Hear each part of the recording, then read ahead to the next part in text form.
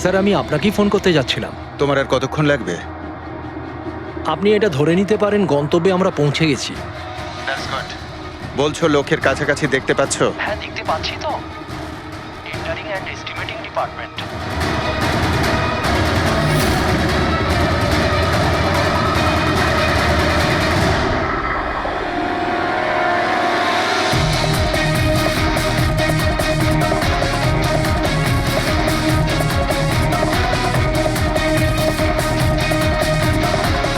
আর ওই লোকটার নাম খুব শিগগিরই আমি আপনাকে বলে দেবো। Hello Rohan, hello hello Rohan.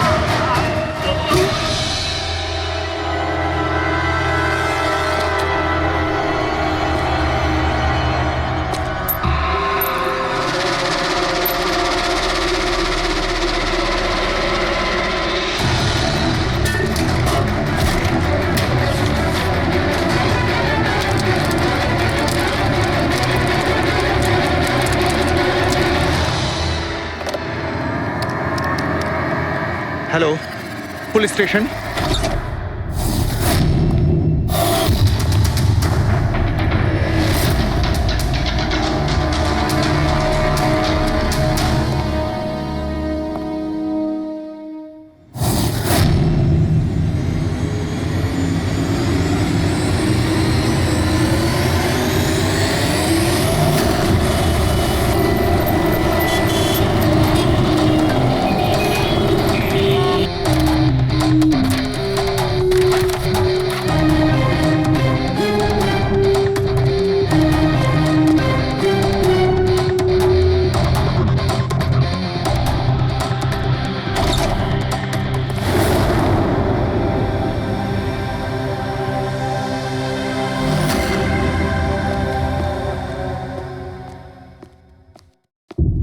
Good afternoon, Dr. Saluke. কি গুড আফটারনুন।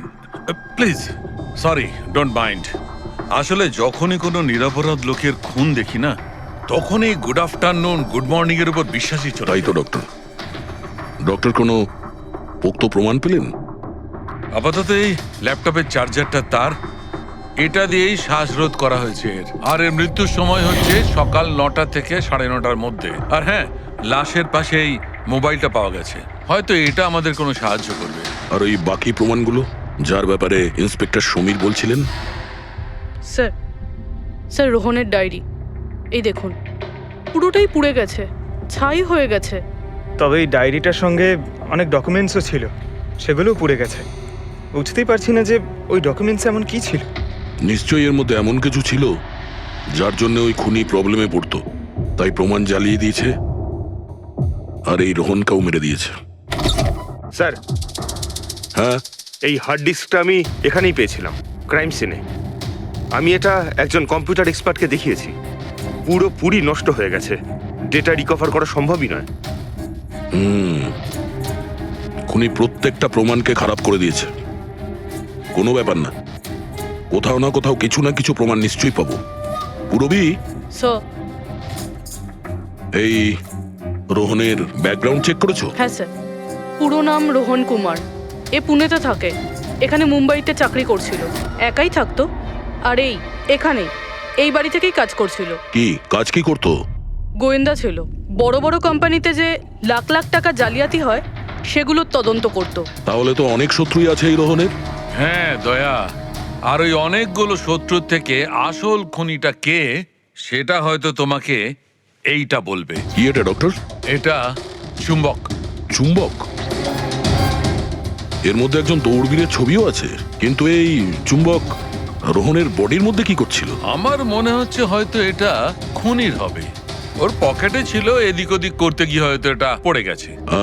তাহলে তো এটা আঙুলের ছাপ থাকবে? না, একটাও নেই। একটাও নেই।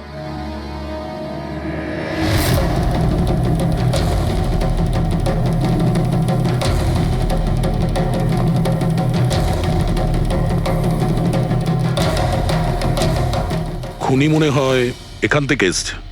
রবি, স্যার। এই রোহন এই মুহূর্তে কার জন্য কাজ করছিল? স্যার, ডিএনডি বিল্ডকম লিমিটেডের জন্য। BND Buildcom limited? এটা তো ইঞ্জিনিয়ারিং আর কনস্ট্রাকশনের 1 নম্বর কোম্পানি শহরের। হ্যাঁ স্যার, এই দেখুন, এই ভাঙা হার্ড ডিস্কটার উপরেও ওই কোম্পানিটারই স্টিকার লাগানো রয়েছে। আর মারা যাওয়ার ঠিক আগে এই রোহন এই কোম্পানির সিইও মিস্টার হিতেশের সাথে ভিডিও কলে ছিল। আর স্যার এই লোকাল পুলিশ স্টেশনেই হিতেশে কমপ্লেন করেছিল।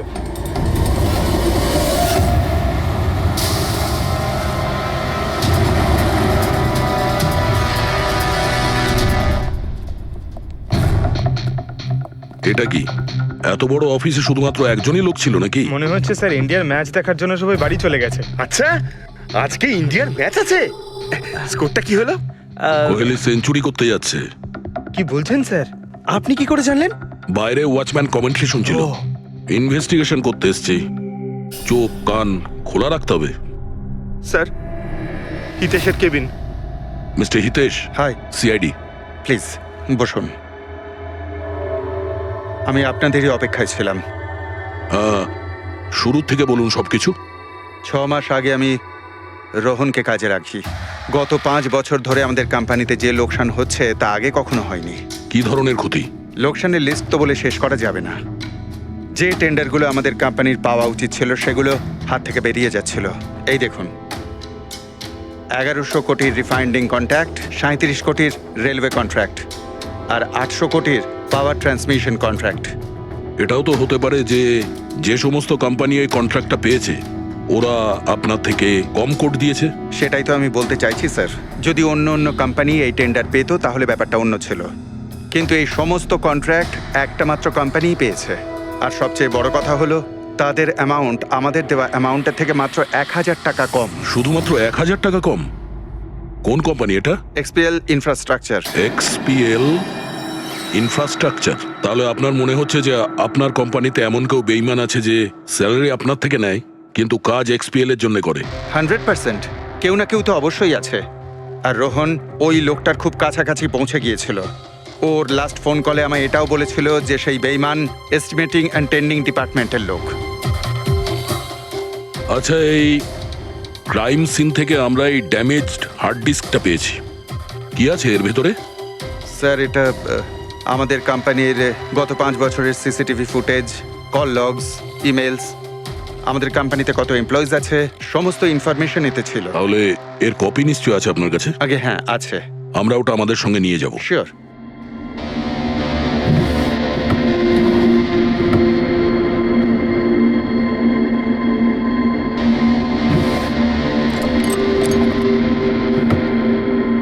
হয়তো হার্ড ডিস্কটা চুরি হয়ে গেছে। আমি এখানেই রেখেছিলাম হার্ড ডিস্কটা। কি? আপনার কেবিনের ভেতর থেকে কোনো জিনিস কি করে চুরি হয়? হয়তো আমার অনুপস্থিতিতে কেউ এসেছিল আর এখান থেকে। কিন্তু আপনার অফিসে সিসিটিভি ক্যামেরা লাগানো নেই কেন? কখনো দরকারই পড়েনি স্যার। প্রয়োজন বলে আসে না, এখন পড়লো তো প্রয়োজন। Sorry sir.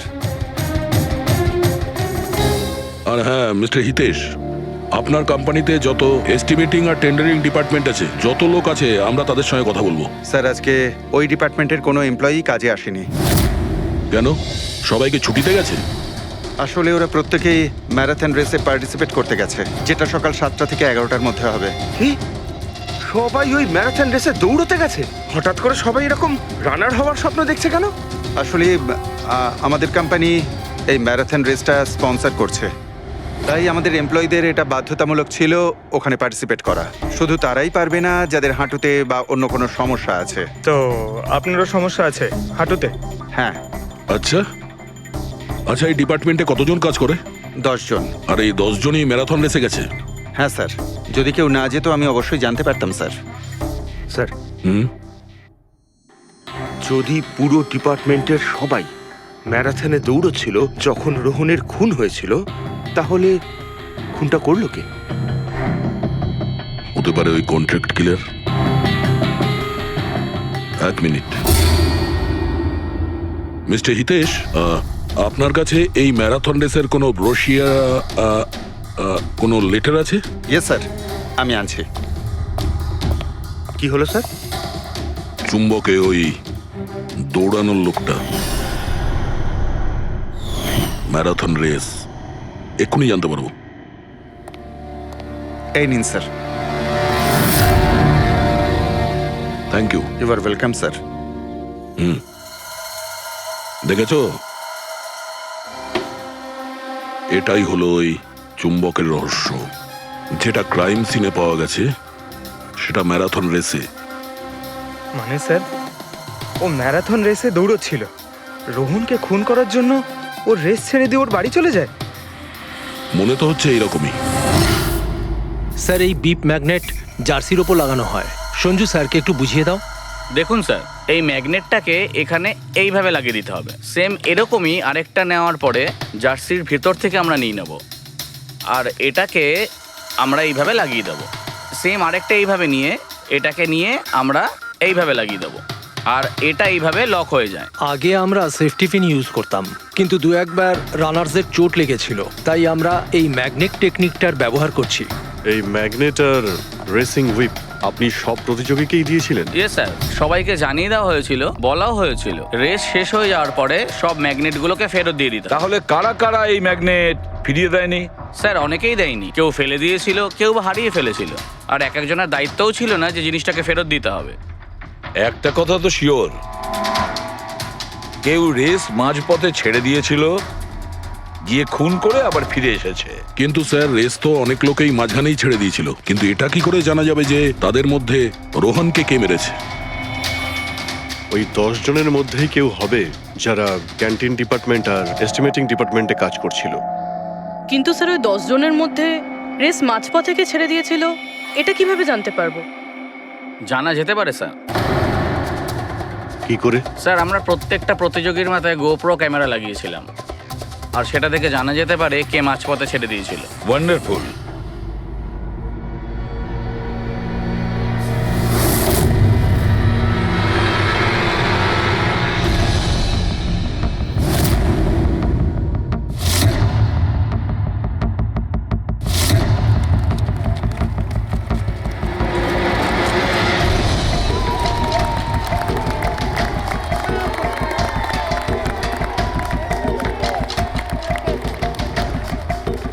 নবীন, এই রিশটা তোকেই জিততে হবে।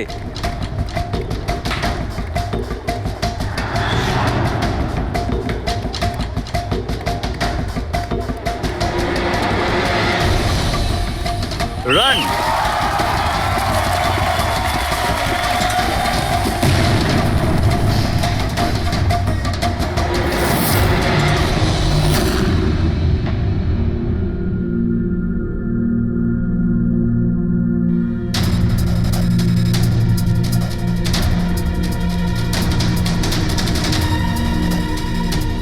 এই 4টে স্ক্রিন, এগুলো ব্ল্যাঙ্ক কেন? জানি না স্যার, আমরা তো সব ক্যামেরা চালু করে এদের দিয়েছিলাম। হয়তো ভুল করে এই 4 জন ক্যামেরা অফ করে ফেলেছিল। ভুল করে করেছে নাকি ইচ্ছে করে?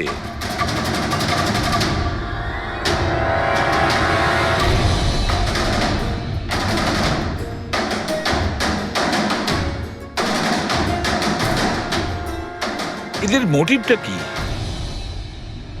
বুঝে উঠতে পারছি না। এরা কি করতে চাইছিল?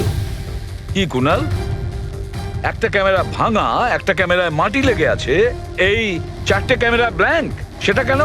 জানি না স্যার। ওইসব জানি নাটা নিয়ে বললে হবে না। এই সব কটা ক্যামেরা 10-এ 10 আমার চাই। স্যার, এই 3টে ক্যামেরা একদম ঠিক ছিল স্যার। এমপ্লয় 1, এমপ্লয় 2 আর এমপ্লয় 3। তার মানে এই 3টে ক্যামেরায় কোনো টেকনিক্যাল প্রবলেম ছিল না। কেউ ইচ্ছে করে ক্যামেরাগুলো বন্ধ করেছিল বা ভুল করেও করে থাকতে পারে, কিন্তু বলা যায় না। কিন্তু স্যার, এই 4টে ক্যামেরারই ফুটেজ একদম ঠিকঠাক স্যার। এমপ্লয়ি 4, 5, 6, 7। তাহলে এবার যাই প্রবলেম ক্যামেরাতে। সবার আগে প্রবলেম ক্যামেরা ছিল এই নবীনের, যার লেন্স ক্র্যাক হয়ে গেছিল। হতে পারে দৌড়তে দৌড়তে পড়ে গেছিল।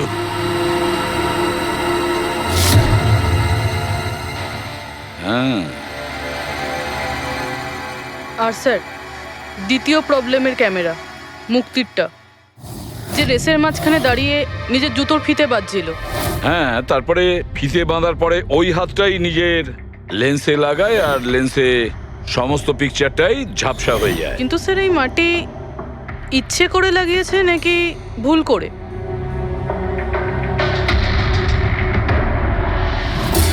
আরে 10টা লোকের তো 10টা গোপ্রো ক্যামেরা থাকা উচিত, এখানে তো দেখছি 9টা।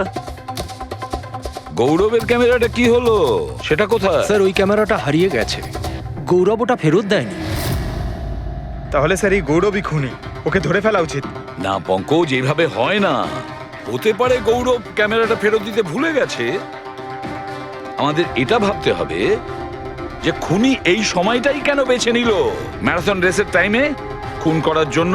ও তো চাইলে যে কোনো সময় খুন করতে পারতো, যে কোনো জায়গায় পারতো। হ্যাঁ, অ্যালিবাইয়ের জন্য স্যার, যাতে ধরা পড়লে খুনি বলতে পারে যে রোহনকে খুনের সময় ও তো ম্যারাথনে পার্টিসিপেট করেছিল।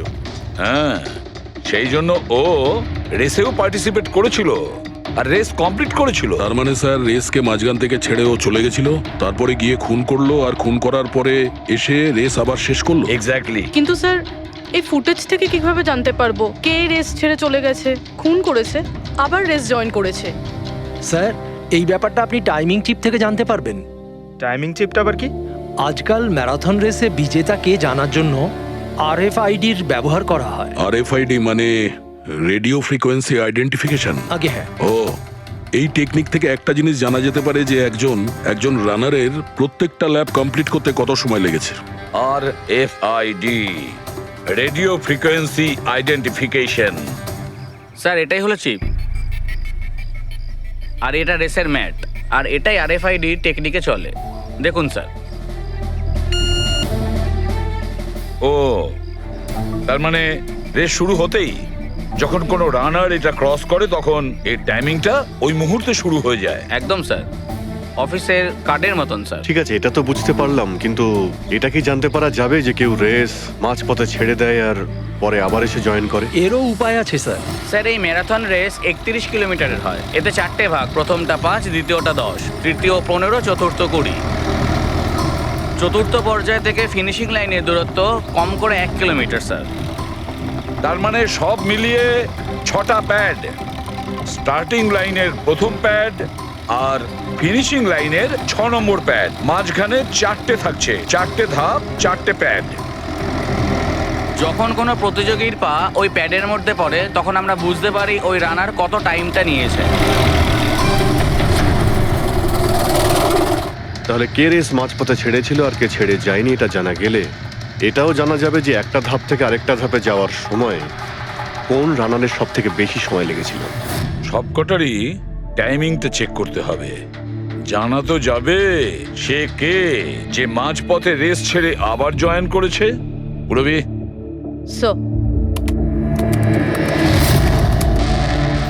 স্যার আমাদের প্রথম কচ্ছপ হলো এই নবীন।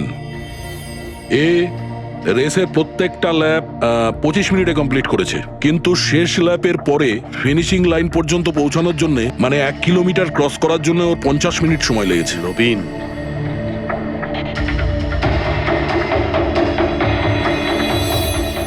আর স্যার এই মুক্তি, এর টাইম তো রেকর্ডই হয়নি। 15 থেকে 20 কিলোমিটারের মাঝের ধাপ। তাহলে এ হলো দ্বিতীয় সাসপেক্ট।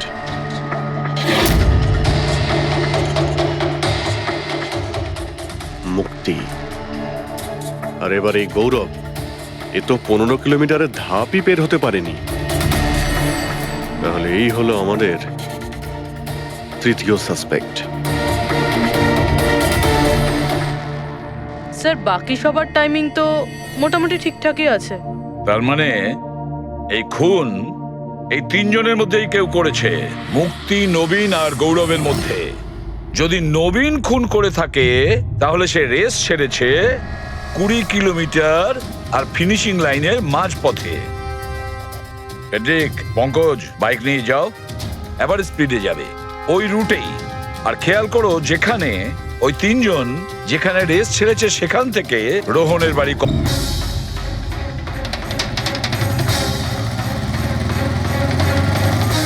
15 কিলোমিটারের মাঠ থেকে আসছি স্যার, এটা 10 কিলোমিটার। হ্যাঁ, মুক্তি বোধহয় এখানেই কোথাও দাঁড়িয়েছিল, 10 আর 15 কিলোমিটারের মার্কের মাঝখানে। এই আমি স্টপ ওয়াচটা অন করলাম আর আমি চললাম রোহনের বাড়ি। থাম পঙ্কজ, এই রাস্তাটা দিয়ে। এই রাস্তা দিয়ে? হ্যাঁ, এই রাস্তাটা। চলুন। আরে আস্তে চালা না। হ্যাঁ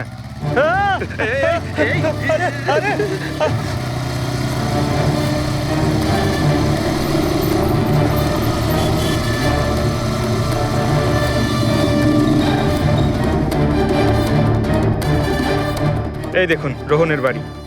মুক্তি নিশ্চয়ই রোহনের ঘরে পিছনের জানলা দিয়ে ঢুকেছিল।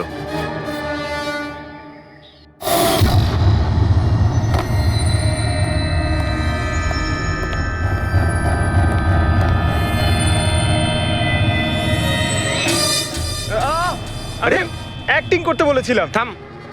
মুক্তি রোহনকে খুন করার পর হয়তো সমস্ত তথ্য প্রমাণ পুড়িয়ে আবার দৌড়ে ফিরে গিয়েছিল ম্যারাথন শেষ করতে। চল আমরা আবার যাব সেই ম্যারাথনের ওখানে 20 কিলোমিটারের মার্কটার কাছে।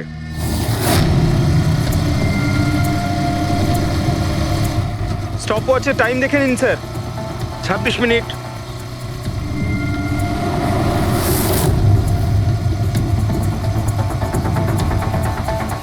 বাহ, আরে ব্যাস ব্যাস ব্যাস। এবার মুক্তি পৌঁছলো 20 কিলোমিটারের মার্কে পাক্কা 30 মিনিট পরে। আর তারপর এখান থেকেই হয়তো ও রেসটা শেষ করেছিল।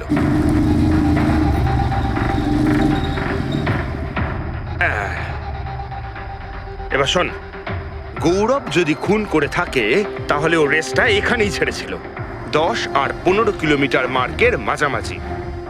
এই আমি স্টপ ওয়াচ অন করলাম। এবার যাব আমরা রোহনের বাড়ি। চলো চল।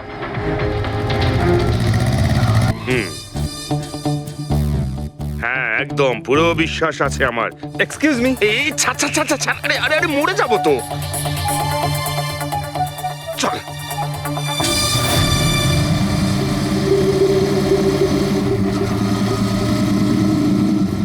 ব্যাস। একটু দাঁড়ান, আমি বুঝতে পেরেছি। আমি বলছি, এই গৌরব রোহনের বাড়ি থেকে 15 থেকে 20 কিলোমিটার দূরে রেসে আবার জয়েন করেছিল, তাই না? শাবাশ। হ্যাঁ। আমার সাথে থেকে থেকে তোরও তো বুদ্ধি খুলে গেছে। আর এই সব কিছু করতে গৌরবের টাইম লেগেছিল পুরো 27 মিনিট। এবার দেখা যাক নবীনের কত লেগেছিল। এবার যদি নবীন খুন করে থাকে তাহলে ও নিশ্চয়ই এখান থেকে গেছিল, যেখানে ও পড়ে গেছিল। এই আমি স্টপ ওয়াচ অন করলাম। এবার যাওয়া যাক রোহনের বাড়ি। চল চলুন স্যার। ওকে পঙ্কজ, 3 জন রোহনের সাথে এরকমই কিছু করেছিল। ব্যাস, রোহনকে খুন করে নবীন এইখানে এসে পৌঁছেছিল ফিনিশিং লাইনের সামনে, যেখানে ও ক্যামেরাটা দ্বিতীয়বারের জন্য সরিয়েছিল। আর এই সব কিছু করতে ওর লেগেছিল হয়তো 48 মিনিট। স্যার, জানতে পেরেছি 3 জনের কত সময় লেগেছিল। আচ্ছা, তাহলে বলো মুক্তির কত সময় লেগেছিল? মুক্তির লেগেছিল 30 মিনিট। আর টাইমিং চিপ অনুযায়ী 39 মিনিট লেট ছিল। আর গৌরব? গৌরবের 27 মিনিট। আরও ম্যারাথন রেস থেকে নিখোঁজ ছিল 24 মিনিটের জন্য। নবীনের লেগেছিল 48 মিনিট রোহনের বাড়ি গিয়ে ওকে খুন করে ফিরে আসতে। আর টাইমিং চিপ অনুযায়ী এই নবীন 50 মিনিট লেট ছিল। হ্যাঁ, আমাদের খুনি এই 3 জনের মধ্যেই কেউ হবে, নবীন, গৌরব আর মুক্তির মধ্যে। মিস্টার নবীন, একটা কথা বলুন।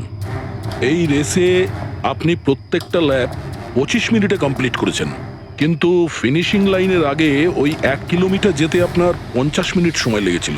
কেন? স্যার, ওই 20 কিলোমিটার পুরো করার পর আমি নিচে পড়ে গেছিলাম। আর স্যার, ওই আমার পায়ে চোট লেগেছিল আর ক্যামেরাটাও ভেঙে যায়। স্যার, লাস্টের 1 কিলোমিটার আমি কতটা কষ্টে পুরো করেছি স্যার আমিই জানি সেটা। এই আঘাতটা কোথায় লেগেছে আপনার? স্যার, এইখানে দেখুন স্যার। পট্টিটা খোলো। হ্যাঁ, এইটা।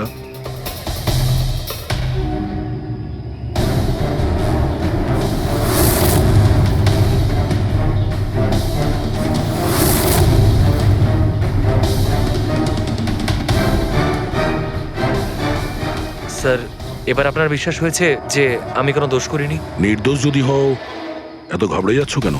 ঘাম হচ্ছে, অনেকটা নার্ভাস লাগছো তুমি, হ্যাঁ? মাটি কেন লাগিয়েছিলে ক্যামেরাতে? জানি না, ভুল করে লেগে গিয়েছিল। ভুল করে? 15 থেকে 20 কিলোমিটার ধাপও ভুল করে ছেড়ে দিয়েছিলে নাকি? আমি তো কোনো ধাপই ছাড়িনি, সমস্ত ধাপই পুরো করেছি। কিন্তু টাইমিং চিপ তো অন্য গল্প বলছে।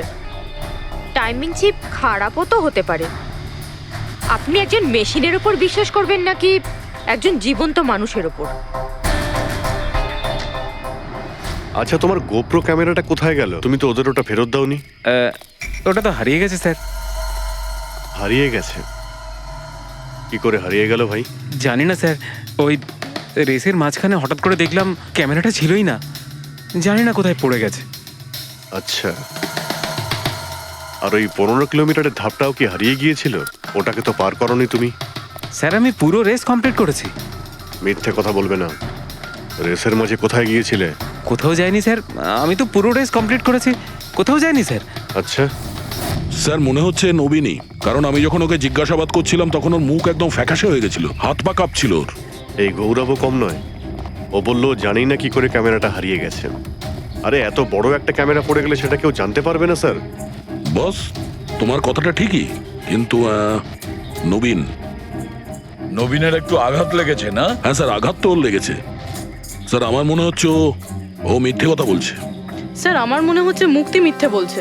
ও জেনে শুনেই ক্যামেরায় মাটি লাগিয়েছিল, কারণ নিশ্চয়ই এমন কিছু আছে যেটা ও আমাদের থেকে লুকোতে চাইছে। হ্যাঁ, এটাও হতে পারে, কারণ ক্যামেরায় যদি ভুল করে মাটি লেগে যেত তাহলে আরো সবার ক্যামেরাতে লাগতে পারতো ভুল করে।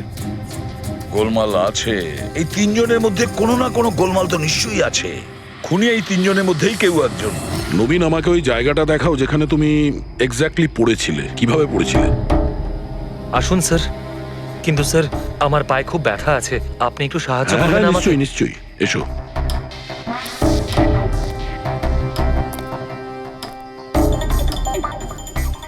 স্যার আমি এখনো বলছি আপনাকে, আপনি নিজের টাইম ওয়েস্ট করছেন। এমনটা যেন না হয় যে আসল খুনিই পালিয়ে যায়। সিআইডির হাত থেকে আজ পর্যন্ত কোনো খুনি না বেরিয়েছে না বেরোতে পারবে। নিশ্চিন্ত থাকো। হ্যাঁ স্যার, ওই যে এখানে আটকেই আমি পড়ে যাই। এখানে? হ্যাঁ স্যার। স্যার পড়ে যেতেই আমার ক্যামেরাটাও ভেঙে যায়। আচ্ছা। তারপর আমি ক্যামেরাটা আবার লাগালাম, তারপর রেস স্টার্ট করলাম। প্রচুর ব্যথা নিয়ে তুমি এই রেসটা ফিনিশ করেছো। হ্যাঁ স্যার, এখনো খুব ব্যথা। তুমি পড়েছিলে এইখানে, এই জায়গাটায়? হ্যাঁ স্যার, খুব ক্লান্ত হয়ে গেছিলাম তো, তাই খেয়াল করিনি আর পা আটকে নিচে পড়ে যাই। আচ্ছা, রেস ফিনিশ করার আগে তুমি দ্বিতীয়বার ওই ক্যামেরাটাকে সরিয়ে দিয়েছিলে কেন? আচ্ছা, ওটা তো স্যার খুব গরম লাগছিল তো, তাই মুখটা ধোয়ার জন্য আমি ক্যামেরাটা খুলে ফেলেছিলাম। কিন্তু কিছুক্ষণ পরেই আমি আবার ক্যামেরাটা লাগিয়ে নিই। রেস তো আমি তারপরেই কমপ্লিট করেছিলাম। হ্যাঁ ঠিক আছে, চলো। স্যার কিছু তো বলুন, আমরা যাচ্ছি কোথায় আসলে? তোমার হারিয়ে যাওয়া ক্যামেরা খুঁজতে। স্যার কিন্তু এত বড় জায়গাতে আমরা খুঁজবো কি করে ওই ক্যামেরাটা? প্রত্যেক ক্যামেরাতে একটা চিপ লাগানো আছে, আর এই ম্যাপ বলছে তোমার ক্যামেরা এইদিকেই আছে। চলে এসো। ম্যাম, আমি সত্যি কথাই বলছি। সত্যি তো এটাই, তুমি 10-15 কিলোমিটারের মাঝে রেস ছেড়ে দিয়েছিলে, আর তারপরে রোহনকে মেরে দিয়ে এখানে চলে এলে, এই 20 কিলোমিটারের মার্কে চলে এলে। কারণ তুমি তো জানতে এখান থেকে তোমাকে কোনো খেলোয়াড় দেখতে পাবে না। সব খেলোয়াড়রা তো তখন পিছনে। সব মিথ্যে। আপনি আমার কথা বিশ্বাস কেন করছেন না?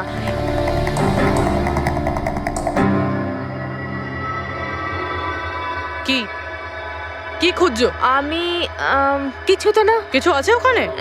না, কিছু না। আচ্ছা, ওই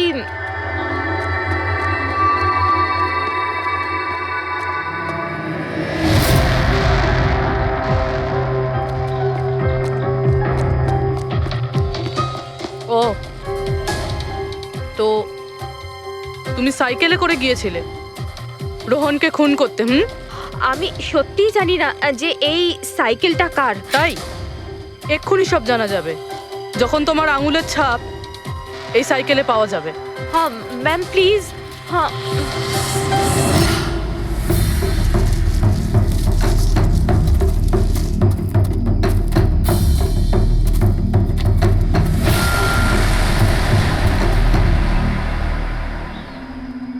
এই হলো ক্যামেরা।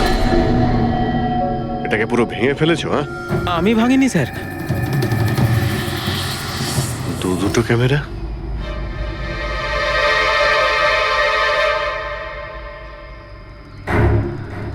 এই ক্যামেরাটা আবার কার? স্যার স্যার সরি, আমি আপনাকে মিথ্যে বলেছি স্যার, কিন্তু আমি আপনাকে সব সত্যি কথা বলে দিচ্ছি স্যার। বলো, তাহলে সত্যি বলার মুড হয়েছে তোমার? বলো। আসলে আমি এই জঙ্গলে না ড্রাগস নিতে এসেছিলাম, ওই গায়ের জোর বানানোর ড্রাগস, যাতে আমার গায়ে শক্তি আসে আর আমি জোরে দৌড়ে এই রেসটা জিতে যেতে পারি।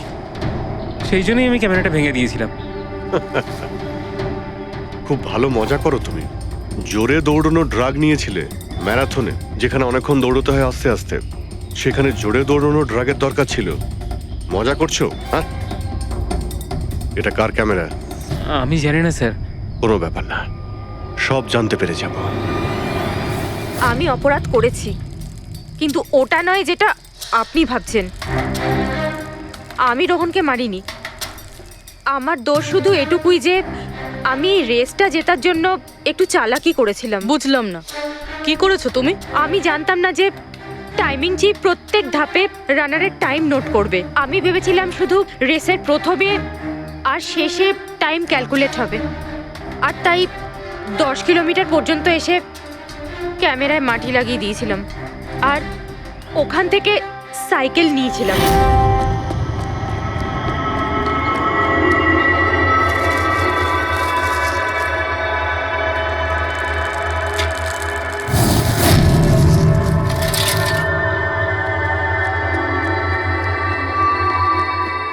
কিন্তু রেস শেষ হতেই সিআইডি ওখানে চলে এলো আর আমি ওখান থেকে সাইকেলটা সরানোর সুযোগই পাইনি। এত কিছু করেছো শুধু একটা রেস জেতার জন্য? আসলে অফিসে বেট ধরা হয়েছিল যে আমাদের ডিপার্টমেন্টে যে রেসটা জিতবে তাকে সবাই কন্ট্রিবিউট করে 5 লাখ টাকা দেবে।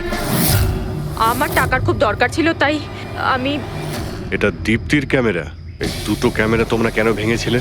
স্যার আসলে আমরা এই রেসে এসেছিলাম যাতে একে অপরের সাথে সময় কাটাতে পারি, কিন্তু তারপরে খেয়াল হলো যে আমাদের প্রেমের কথাবার্তা সব ওই গোপ্রোতে রেকর্ড হচ্ছে স্যার। কখন থেকে ফলো করছে। শোন না, তোকে খুব সুন্দর লাগছে। দাঁত ছাড়ো তো। কি হলো?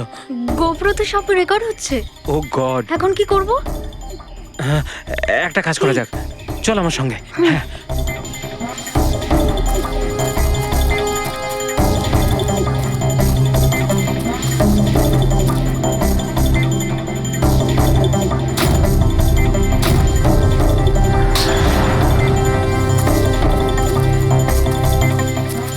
আরে তোমরা তো অদ্ভুত কাজ করেছো। আরে এতে তো কোনো সাউন্ড রেকর্ডই হয় না। তোমরা তো বোকার মতো কাজ করেছিলে। হয়তো কে দুটো ক্যামেরা ভেঙে দিয়েছো। কি স্যার, এতে কিছু রেকর্ড হয়নি? স্যার নবীন তো আমাকে ওই জায়গাটা দেখিয়েছে যেখানে ও পড়েছিল, কিন্তু কেন জানি না আমার মনে হচ্ছে যে ও মিথ্যে কথাই বলছে। আরে মুক্তি, স্যার মুক্তি বলেছে যে ও সাইকেলের ব্যবহার করেছে রেস জেতার জন্য। স্যার হতে পারে ও মিথ্যে কথা বলছে আর রোহনকে খুন ওই করেছে। আর গৌরব আর দীপ্তি, ওদের লাভ স্টোরির কি হলো? কতটা সত্যি? হ্যাঁ, ওরা সত্যি কথাই বলছে। ফোন রেকর্ডে দেখাচ্ছে দীপ্তি আর গৌরব প্রতিদিন 3-4 ঘন্টা করে নিজেদের মধ্যে কথা বলতো স্যার। একটা কাজ করি, আমরা আবার ম্যারাথন রেসের ফিনিশিং ভিডিওটা দেখি।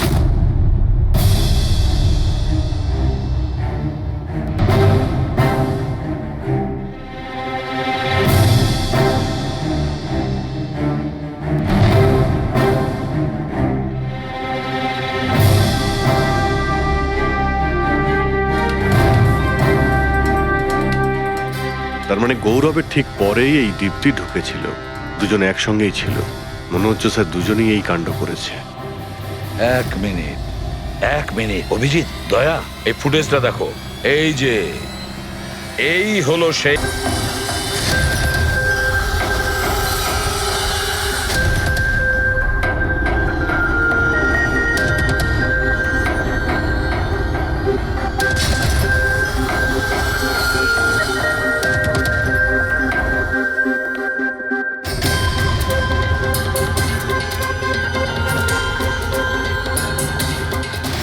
স্যার আমাদের এখানে কেন ডাকা হয়েছে? খুনির নাম বলবার জন্য। সত্যিই খুনি ধরা পড়েছে? তাহলে তাহলে বলুন না স্যার, কে খুনি? আরে বলবো, একটু ধৈর্য ধরো। মুক্তি, 5 লাখ টাকার জন্য তুমি বেইমানি করেছো, 5 লাখ টাকার জন্য। আর গৌরব, তুমি তুমি তো তোমার ভালোবাসা লুকোনোর জন্য বেইমানি করেছো। আর নবীন, তুমি চলো তোমাকে আবার দেখাচ্ছি, রেসের একটা পার্ট দেখাচ্ছি। খুব ভালো করে দেখো আর বলো কোথায় ভুল আছে, বলো।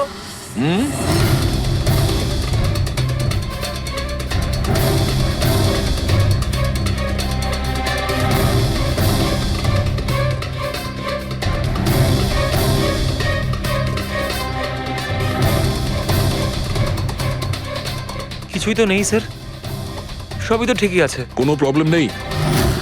তোমার মনে আছে তুমি বলেছিলে যে ক্যামেরাটা দ্বিতীয়বার যখন তুমি সরিয়েছিলে তারপরে তুমি মাথায় জল ঢেলেছিলে?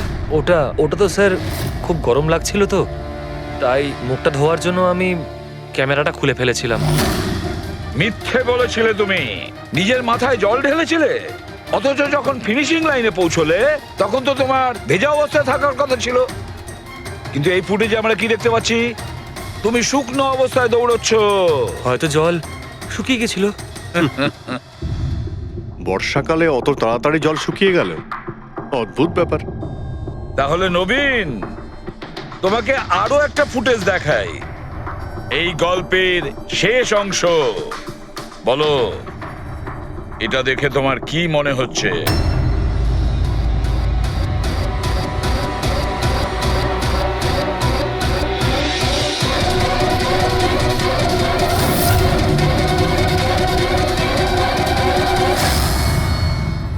কি নবীন, এই ফুটেজে তোমার মুখটা কেমন চেঞ্জ লাগছে না? হ্যাঁ, অন্যরকম তো দেখাবেই, কারণ এই মুখটা নবীনের নয়, ওর ভাই প্রবীণের।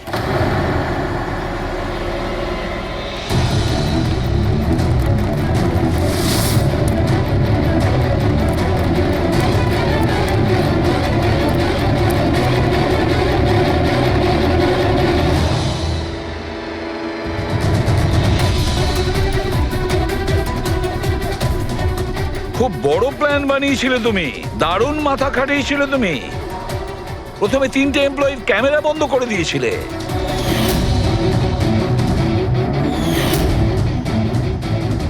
আর তারপরে নিজের গোপ্রো ক্যামেরা নিচে ফেলে দিয়েছিলে যাতে লেন্সটা ভেঙে যায়।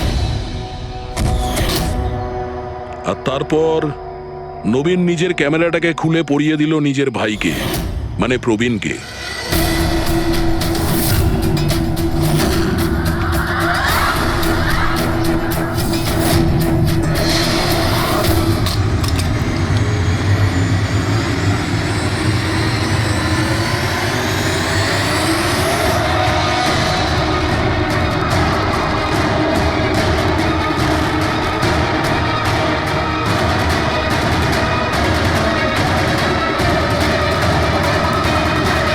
এই ক্যামেরা বদল করার সময় খুব একটা সময় ছিল না, তাই হতে পারে ওই টি শার্টে যখন কাগজটা লাগাচ্ছিল তখন সমস্ত ম্যাগনেটগুলো লাগায়নি, কিছু ম্যাগনেট নবীন নিজের পকেটে ভরে নিয়ে গেছিল।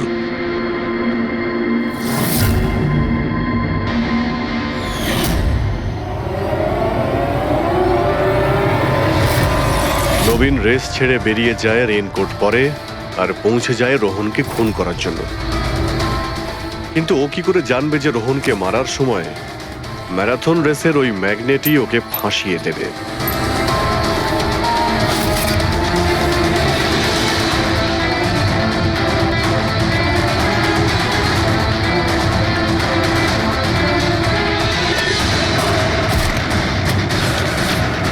তারপর তুমি পুরো প্রমাণ নষ্ট করলে আর আবার এসে রেসে জয়েন করলে। ইচ্ছে করে নিজের পায়ে তুমি চোট লাগালে যাতে আমরা বিশ্বাস করি যে আঘাতটা সত্যি। আর তারপরে তুমি রেসটা ফিনিশ করো। তাহলে বলো। হ্যাঁ স্যার, আমি খুন করেছি রোহনকে। একদম একদম পারফেক্ট প্ল্যান ছিল, কিন্তু আমি কি করে জানবো যে আপনারা আমার থেকেও অনেক বুদ্ধিমান? প্রত্যেক অপরাধী এই ভুলটাই করে, কারণ তার মনে হয় যে সে আইনের চোখে ফাঁকি দিয়ে দেবে।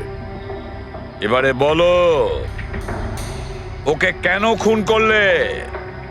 তাড়াতাড়ি বলো। বিএনডি বিল্ডকনে হওয়া প্রত্যেকটা গন্ডগোলের পেছনে আমিই ছিলাম। আমার জন্যই প্রত্যেকটা টেন্ডার কোম্পানির হাতছাড়া হলো। আর আমি যদি রোহনকে না মারতাম তাহলে ও আমার সমস্ত রহস্য খুলে দিত। তাই আমি লজ্জা লাগার কথা তোমার। যে থালায় খেয়েছো ওই থালায় ফুটো করেছো। আর সেই পাপ লুকোনোর জন্য তুমি রোহনকে খুন করে দিয়েছো। আইন তোমাকে কঠোরতম শাস্তি দেবে। আশা করি ততদিনে ফাঁসির অর্ডার এসে যাবে। নিয়ে যাও এদের।